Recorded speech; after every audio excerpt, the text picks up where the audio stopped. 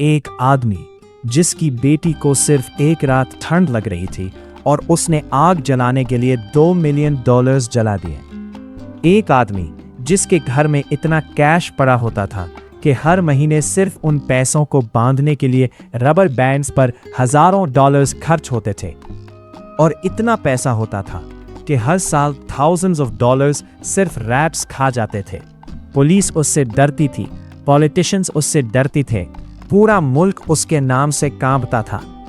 लेकिन सबसे शॉकिंग बात, ये आदमी कभी एक गरीब बच्चा था जो सिर्फ रिस्पेक्ट चाहता था।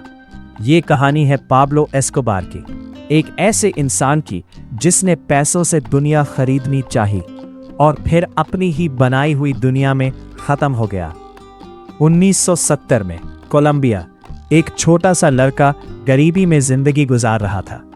उसके घर में लग्जरी तो दूर, कभी कभी बेसिक चीजें भी मुश्किल से मिलती थी। लेकिन पाब्लो दूसरे बच्चों जैसा नहीं था।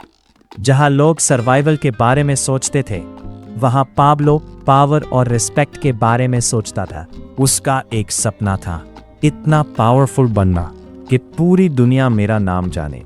शुरू में उसने छोटी मोटी क्राइम्स किए, फेक डॉक्यूमेंट्स बनाना, इलीगल सामान बेचना, कार थेफ्ट, और धीरे धीरे उसको एक बात समझ आ गई कि असली पैसा ड्रग्स में है।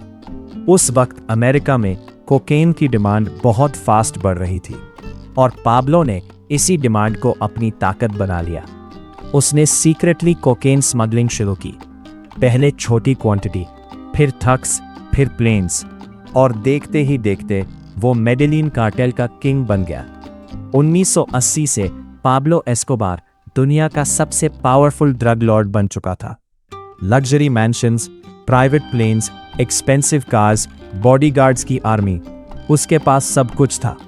लेकिन पाब्लो के अंदर एक और भूख थी, रिस्पेक्ट की भूख। वो चाहता था कि लोग उसको सिर्फ क्रिमिनल नहीं, लीडर समझें।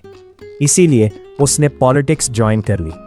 पाब्लो ने गरीब लोगों की हेल्प करनी शुरू की, उनके लिए हाउसेस बनवाए, फुटबॉल ग्राउंड्स बनवाए, पैसा बांटा। गरीब लोग उसको हीरो मानने लगे। उसका सपना था कोलंबिया का प्रेसिडेंट बनना।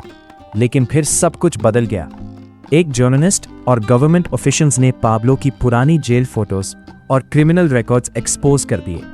पूरे कोलंबिया को पता चल गया कि जो आदमी पॉलिटिक्स में रिस्पेक्ट ढूंढ रहा था, वो असल में एक डेंजरस क्रिमिनल था। और उस दिन के बाद पाब्लो और ज्यादा डेंजरस बन गया। उसने पॉलिटिशियंस को पैसे देने शुरू किए, पुलिस ऑफिसर्स को खरीदना शुरू किया, जजेस को धमकियां दी, और अगर कोई उसके अगेंस्ट जाता तो ज्यादा दिन जिंदा नहीं रहता था। पाब्लो का एक डायलॉग पूरी दुनिया में फेमस हुआ, सिल्वर या लेड, यानी या तो पैसा लो या गोली। पूरा कोलंबिया फेयर में जी रहा था। रोड्स पर बम ब्लास्ट्स होते थे, दिन के टाइम शूटिंग्स होती थी, लोग घर से निकलने से डरते थे। एक तरफ गवर्नमेंट उसको मॉन्स्टर कहती थी और दूसरी तरफ गरीब लोग उसके लिए दुआ करते थे। लेकिन जितना बड़ा उसका एम्पायर होता गया, उतने ही ज्यादा उसके एनिमीज बढ़ते गए। अमेरिका की गवर्नमेंट भी उसके पीछे लग गई। DEA agents, special forces, Colombian police, सब सिर्फ एक आदमी को ढूंढ रहे थे, पाब्लो एस्कोबार। फिर शुरू हुई दुनिया की सबसे डेंजरस मैनहंट। पाब्लो हर दिन अपनी लोकेशन बदलता था, कभी माउंटेन्स, कभी सीक्रेट सेफ हाउसेस, कभी अंडरग्राउंड हाइडआउट्स। वो हर वक्त गार्ड्स के बीच रहता था। उसको पता था कि पूरी दुनिया उसकी मौत चाहती है।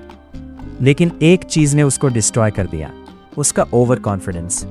1993 में पाब्लो ने अपने फैमिली को फोन कॉल की और वही उसकी सबसे बड़ी गलती बन गई। पुलिस ने उसकी लोकेशन ट्रेस कर ली। मेडेलिन की रूफटॉप्स पर फायरिंग शुरू हुई, गोलियां चल रही थी, लोग चीख रहे थे और दुनिया का सबसे डेंजरस क्रिमिनल भाग रहा था। लेकिन फिर एक गोली लगी और पाब्लो एस्कोबार जमीन पर गिर गया, डेड। कुछ लोग कहते हैं पुलिस ने उसको मारा और कुछ कहते हैं कि पाब्लो ने खुद को गोली मारी ताकि वो कभी जिंदा पकड़ा ना जा सके।